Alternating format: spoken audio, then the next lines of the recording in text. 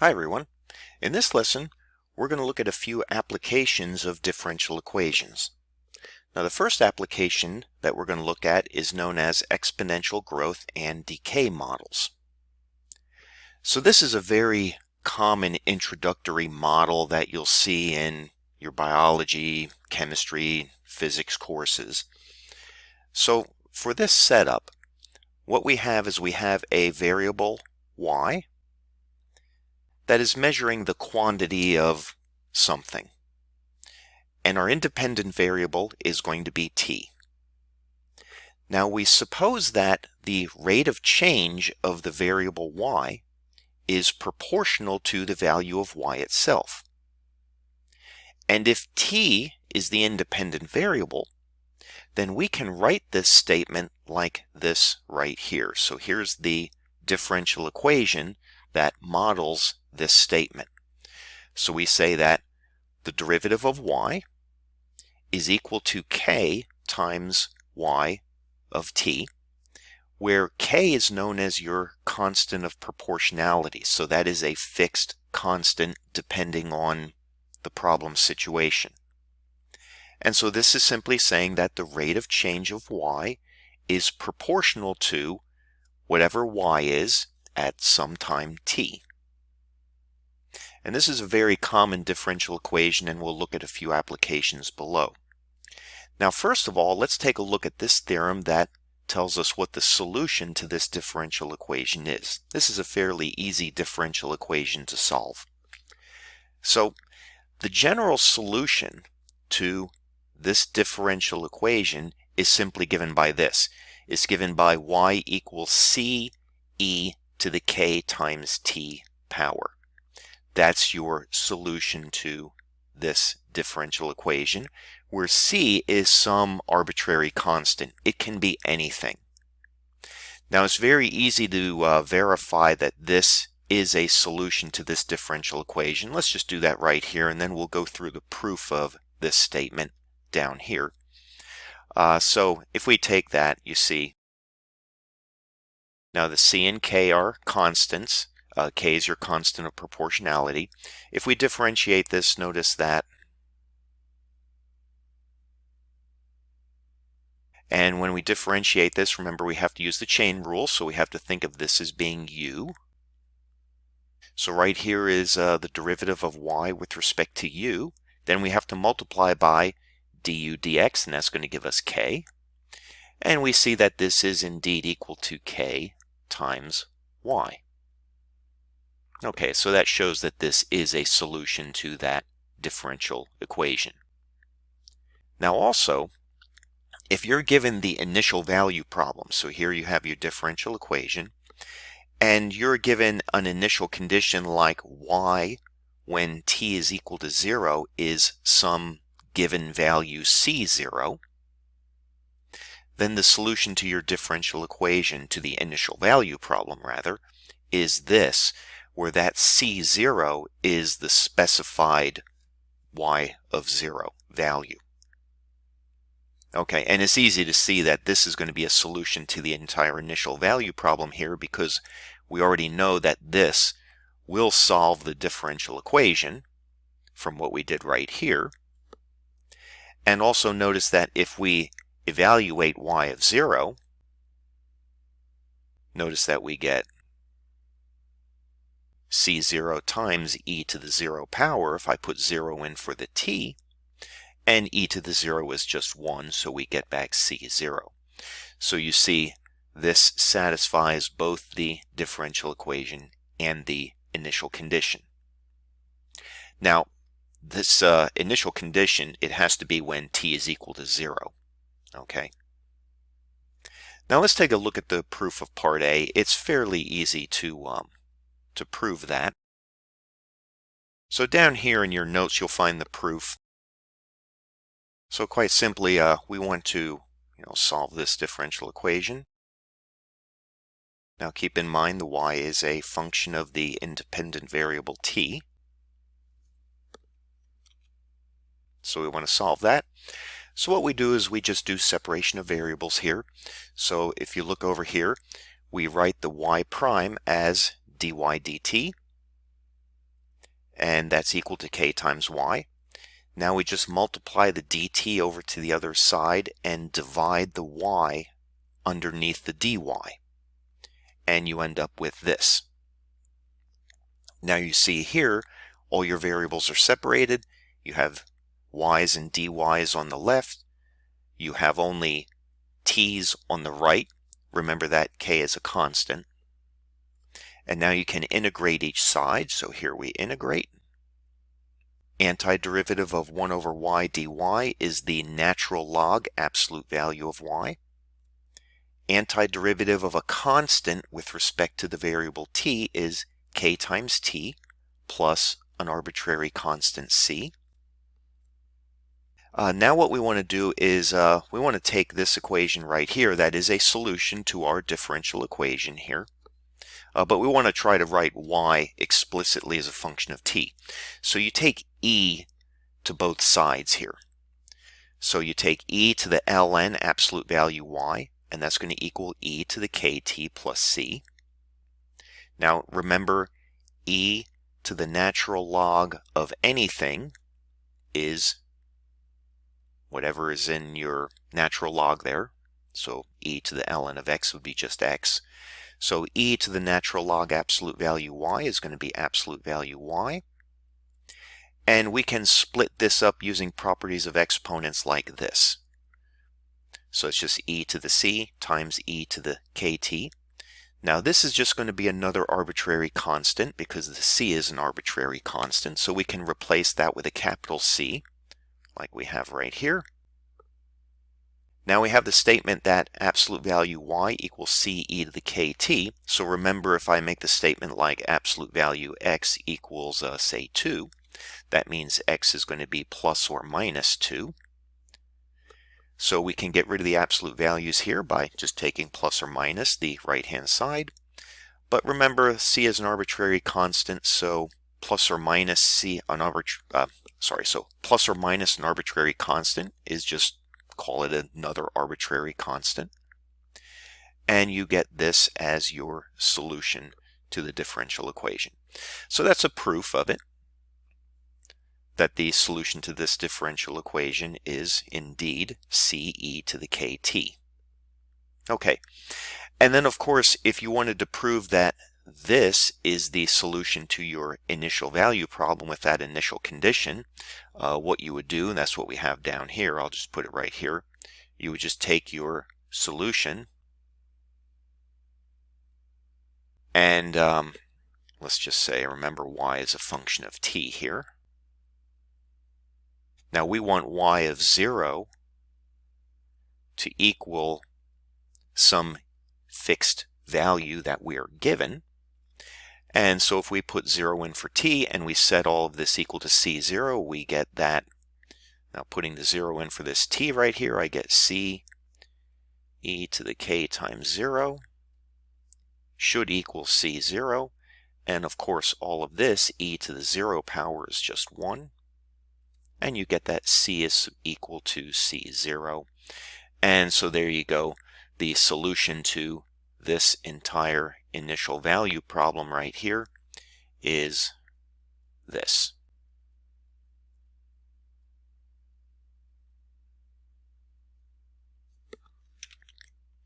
And there you go.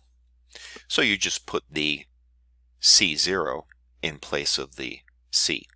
But remember, it has to be, your initial condition has to be of the form y of 0 equals some fixed value c0. Okay, let's take a look at an example.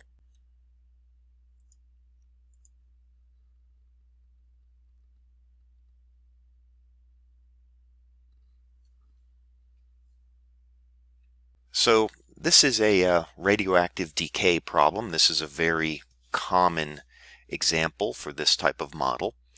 So we have that iodine 131 is a radioactive substance which decays at a rate proportional to the amount present at any given time. Now the half-life of iodine 131 is approximately 8 days, which means that in 8 days half of the iodine 131 present has decayed into some other substance. In this case, it would be xenon 131. Okay, we're not really interested in that. We just want to know what the half-life is and that it decays at a rate proportional to the amount present at any given time. Okay, so let's look at these two questions. If there is initially 100 grams of iodine 131 present, let's find a model for the amount of iodine 131 present at any given time t, and let's call that function q of t for the quantity of iodine 131. And then part B, how long will it take for 90% of the iodine 131 to decay? All right, so down here we have our solution. I'll just put it over here very quickly. So we're given that the quantity of iodine 131 decays at a rate proportional to however much is present. So that means that we have this differential equation to solve. Okay, now we know from above that the solution to this is then going to be for some arbitrary constant c and for the constant of proportionality k. Now we don't know what that constant of proportionality is yet. We're going to have to find that. That's in the problem here. Okay, so that is what our solution is going to look like. We have to find the c and the k. Now we're also given that the initial amount present is 100 grams. Okay, so what we can do is, well, if you think back to what we just did, that means that this c is going to be 100. But once again, if you didn't realize that, you would just take the 0, put it in for the t, set this equal to 100, and you would get, and keep in mind this is 1, and so that implies that c is equal to 100. Okay, so we have this as our model now.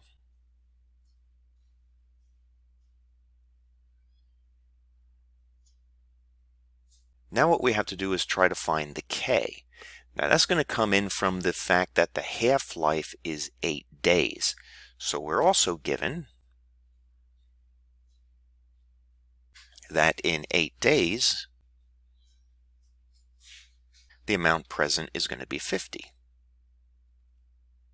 Now we can use this statement here to solve for the k right here. So what we do is we put 8 in for t, set this quantity equal to 50, and then we can solve for the k.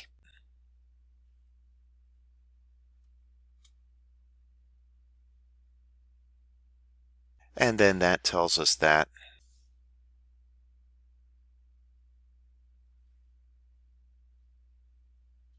and now to solve for that k, we can just take the natural log of both sides to bring the exponent down, and then we can solve for the k.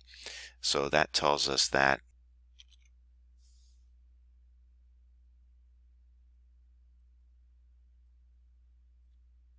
and then of course the ln of e to the k times 8 is just going to be, bring the k times 8 down, ln of e is 1, you get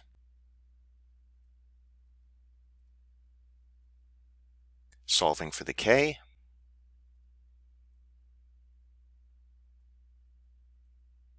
and there you go. Now the ln of 1/2 over 8, we have that in the notes over here, that's approximately negative 0.08664. So therefore, our model, we have now finished part A.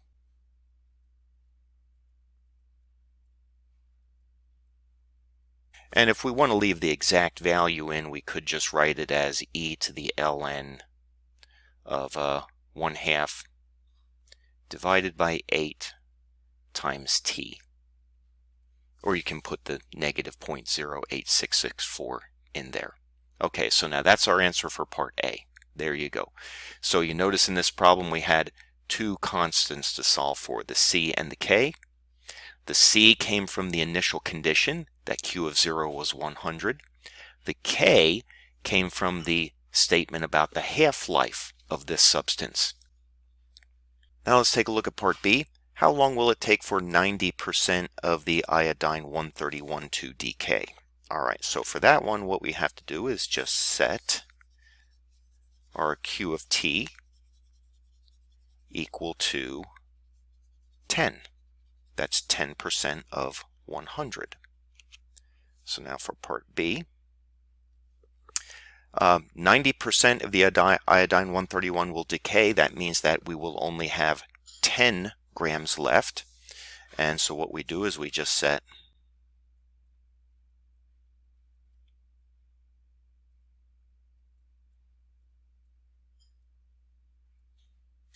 right there. Oops, and that shouldn't be an equals right there. That should just be a times. And now what we need to do is solve this for T right here. Okay, so let's divide that 100 over. So we get, and now just taking the ln of both sides, that tells us that, and then solving for this T, just multiplying both sides by 8 over the ln of 1/2, we get that T equals,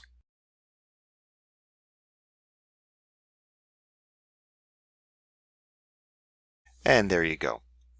And that is going to be approximately, if we look in our notes right here, that quantity is approximately 26.58 days. So that's how long it would take for 90% of the iodine 131 to decay, given that the half-life is approximately 8 days. Let's take a look at another type of problem.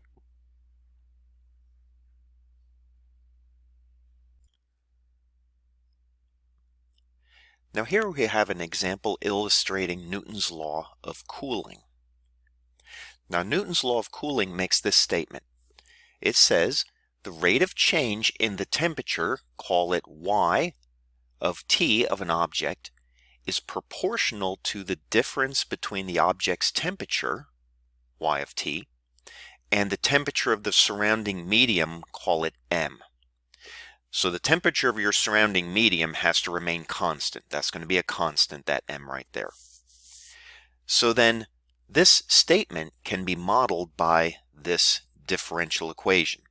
So you see it's stating that the rate of change of capital Y with respect to time t is proportional to, there's your constant of proportionality, so it's equal to K times the difference between the temperature of the object and the temperature of the surrounding medium.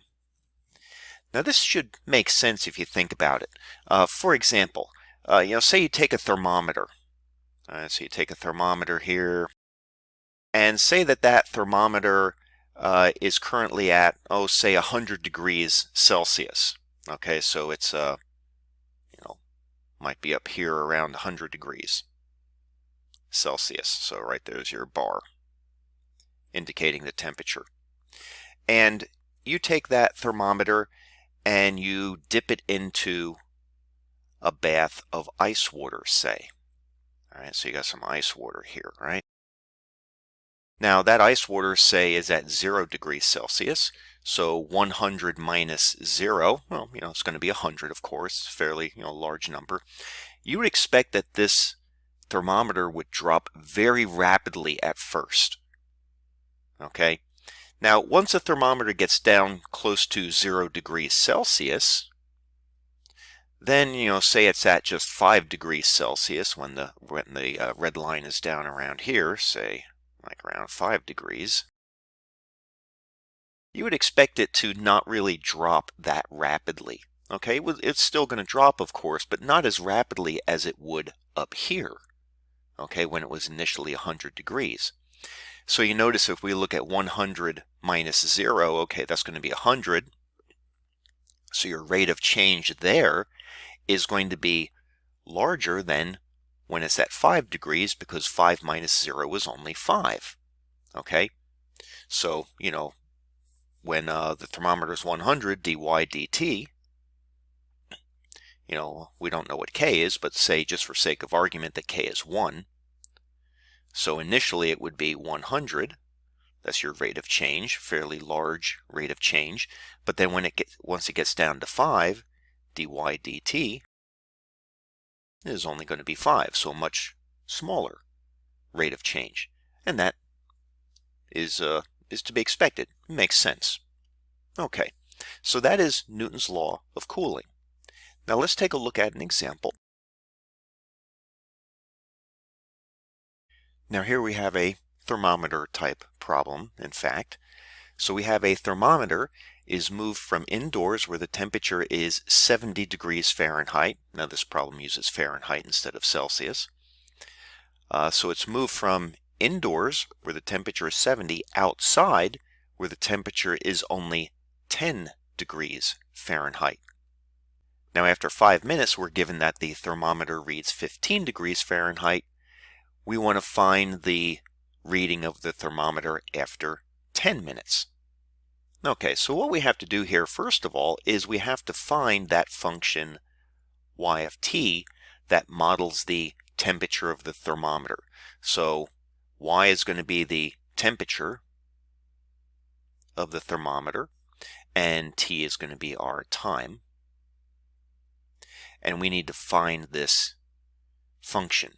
And then once we find this, then we can find the reading of the thermometer after 10 minutes.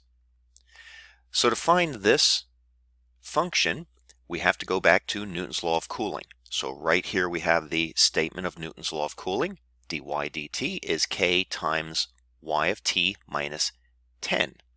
So you notice this is the temperature of the surrounding medium, m, because the thermometer is taken outside where the temperature is 10 degrees. Okay, so now we need to solve this. So we will use separation of variables. So that's what we have right here.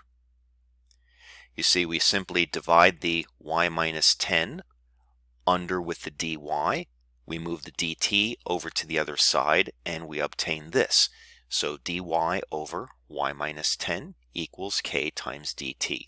So we've separated our differential equation and now we can integrate.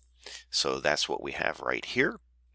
So integrating this side right here, that's just going to become the natural log absolute value y minus 10. And the indefinite integral of k dt is going to be k times t plus some constant of integration. Okay. Now we'd like to solve this for y of t. And just like we did before, we have a natural log here. So if we take e of both sides, we'll be able to get rid of this ln right here. So right here you see we take e of both sides. Now right here, e of the natural log, absolute value y minus 10, that's just going to be y minus 10.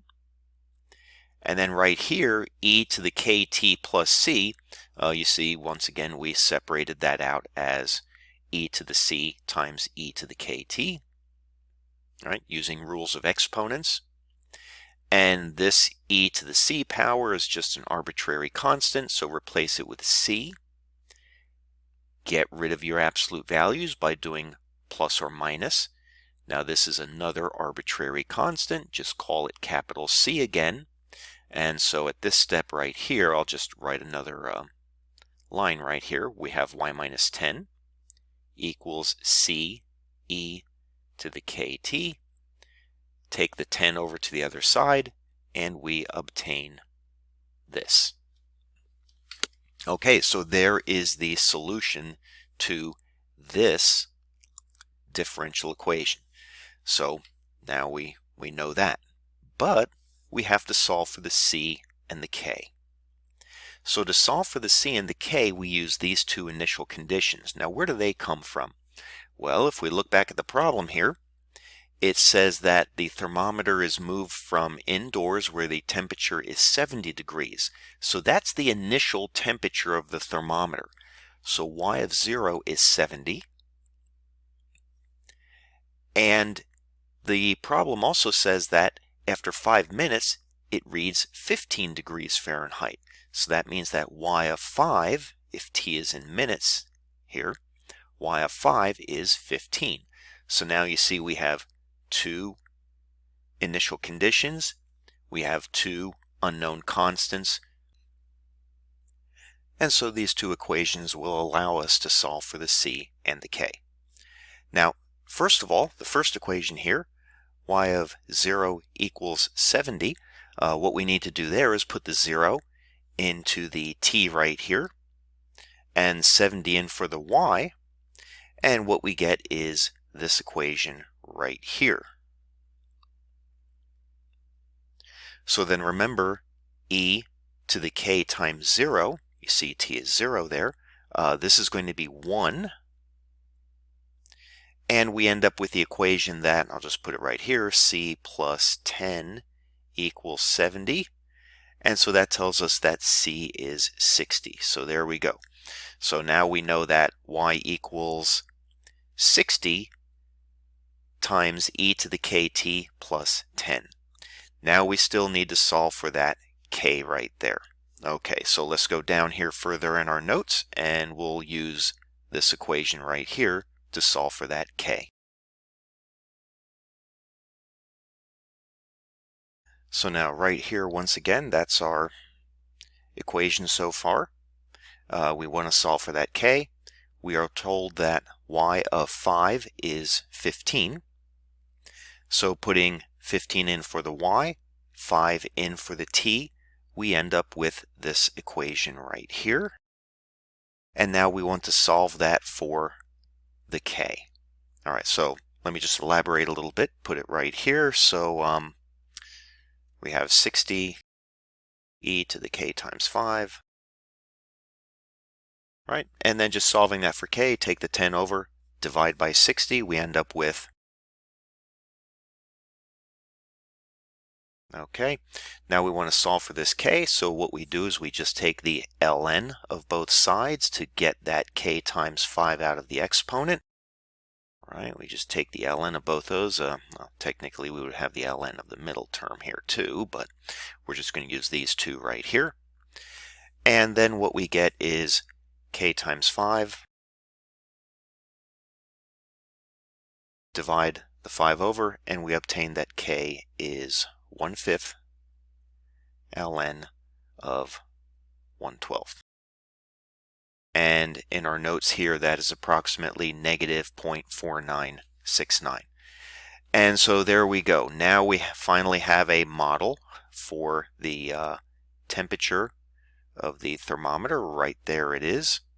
Okay, so we'll just put that up here.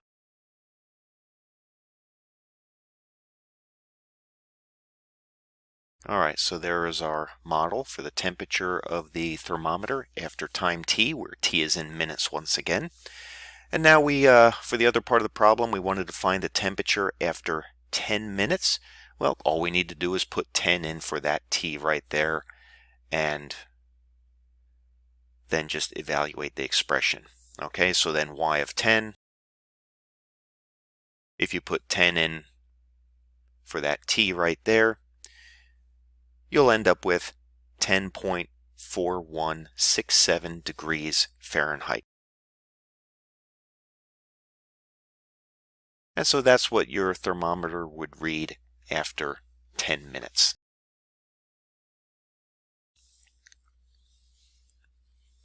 Now let's take a look at one more example problem. So this is called a mixing problem.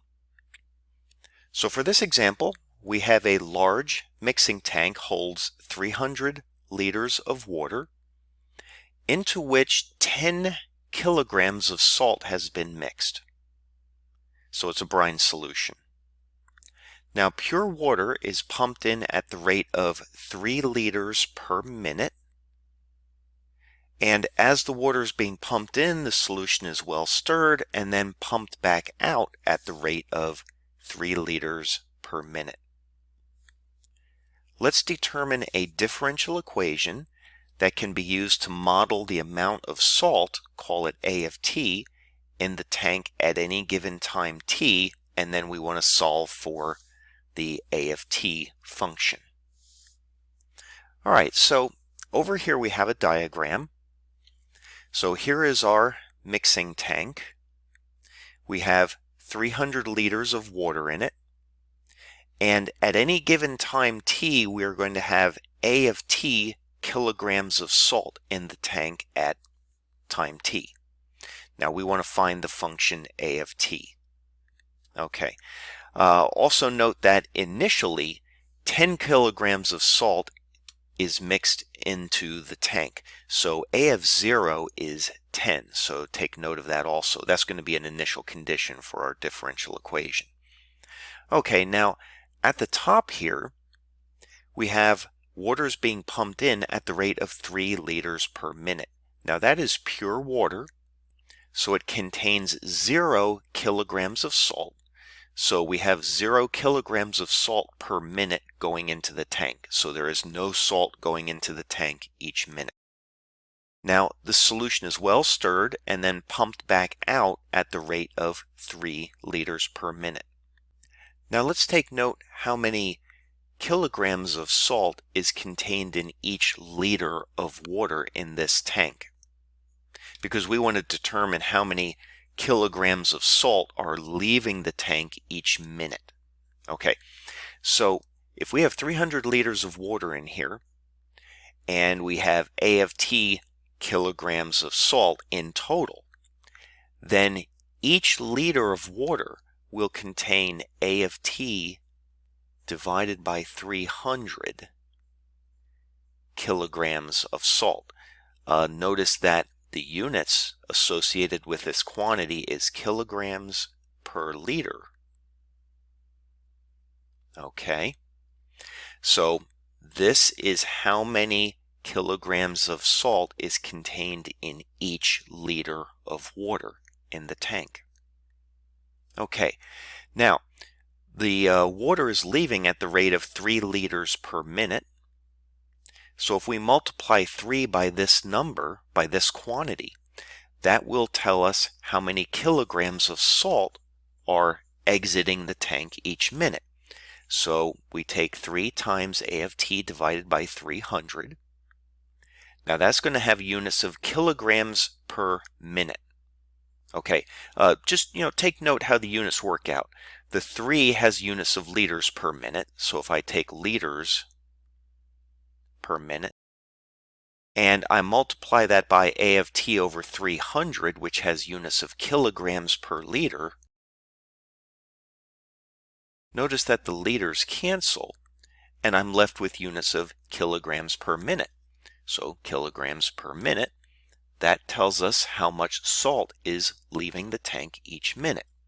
So 3 times A of t over 300, that's going to be A of t over 100. Kilograms of salt per minute is exiting the tank. Okay, now we can set up our differential equation. So if we consider dA dt, okay, now the rate of change of the amount of salt in the tank at time t is, well, we have 0 salt coming in each minute. So 0 kilograms of salt is coming into the tank per minute. Now the amount of salt that is leaving the tank is A over 100 kilograms per minute. So if we look at A t over 100, so there you go. That's our differential equation. See, the rate of change of the amount of salt in the tank at time t is the amount of input per minute minus the amount of output per minute.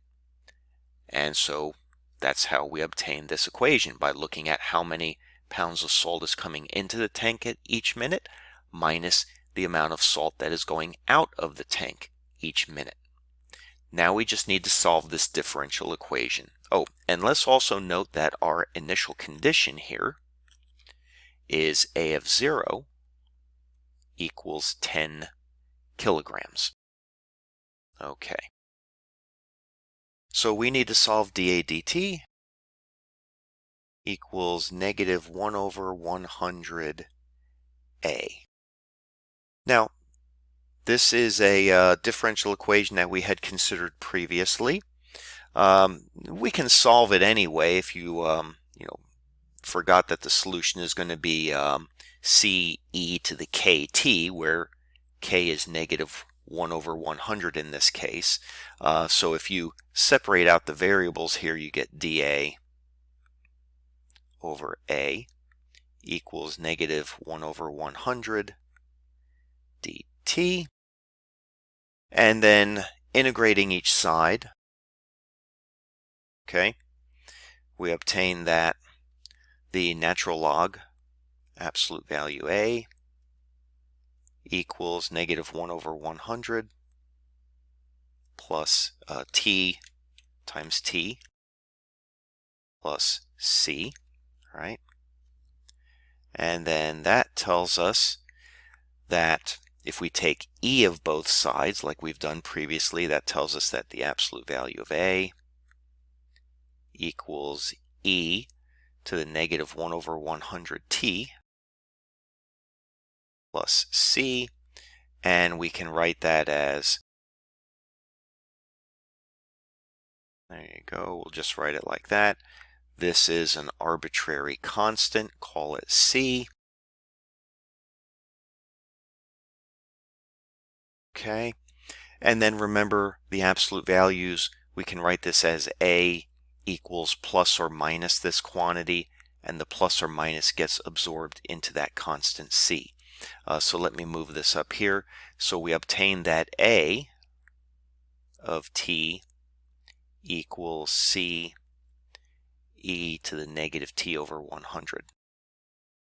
Now, as for that c, remember our initial condition is A of 0 equals 10. So putting 10 in for the A, 0 in for the t, that implies that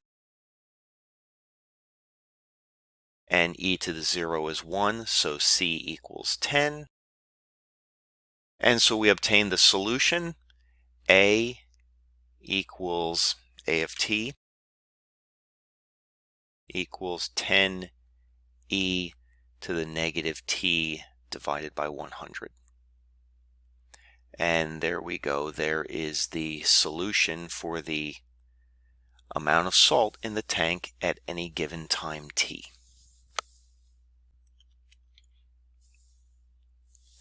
And you'll notice one interesting thing about this solution. If we take a look at the limit as t goes to infinity, you'll notice that the limit as t goes to infinity of this quantity, that's equal to 0, right? Because your exponential has a negative exponent up here. As this t goes to infinity, this exponent here is going to negative infinity, and e to a very large negative number is very close to 0. And that makes sense because pure water is being pumped into the tank, so you would expect that over a long period of time, because you're pumping in pure water, you're eventually going to evacuate all of the salt out of this tank after a long period of time. So that makes sense. Now let's take a look at this example down here where we do a slight modification of this problem. Now down here in this example, we're considering the same problem as we did up here, but now we're assuming that the water that is pumped into the tank contains 0.2 kilograms of salt per liter. And let's redo the problem. Okay, so if we redo this problem,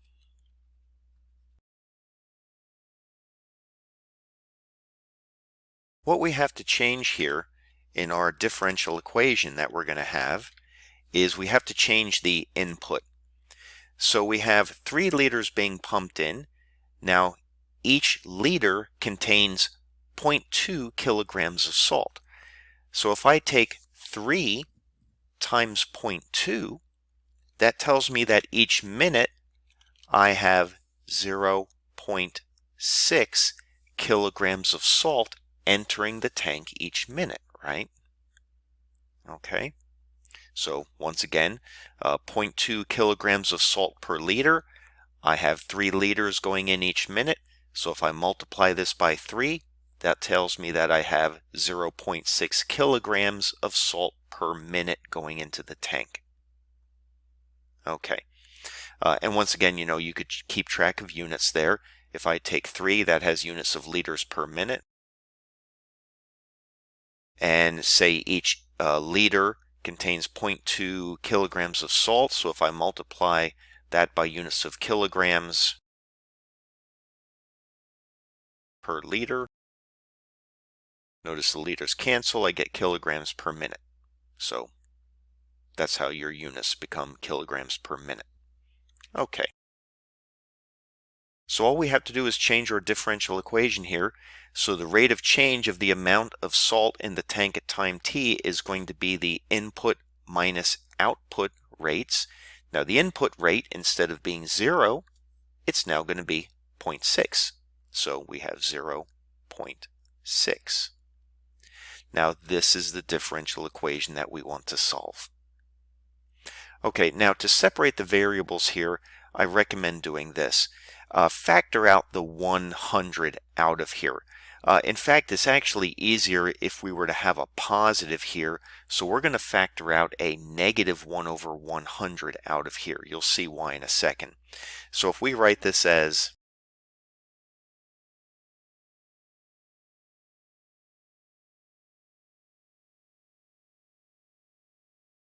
there you go. So what we did is we just took this and factored out negative 1 over 100. So notice the negative a of t over 100 just becomes a then when I factor negative 1 over 100 away. The 0.6, if I factor negative 1 over 100 away, I have to multiply this by negative 100. So notice 0.6 times negative 100 gives me negative 60. And also notice if I multiply negative 1 over 100 times negative 60, that gives me back 0.6. Okay, this will make it a little easier to solve when we separate our variables.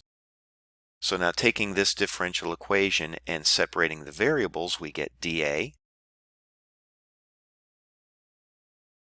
Now we get that, right?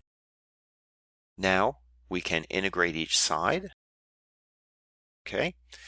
This side right here, the left-hand side, will become the natural log. Right-hand side here will become negative 1 over 100t plus c.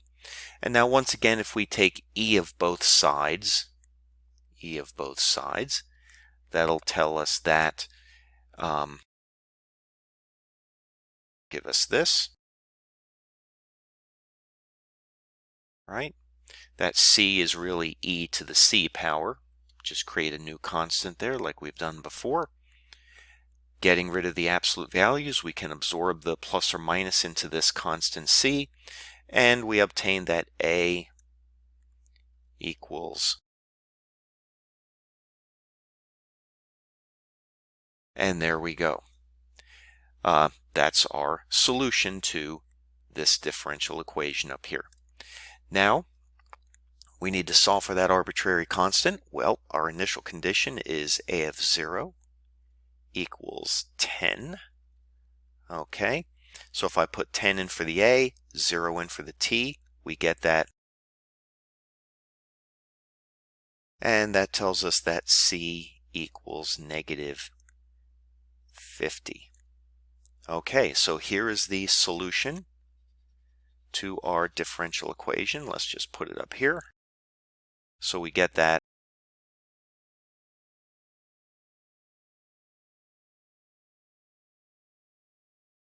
And there we go. That is our solution to the differential equation that models this problem situation.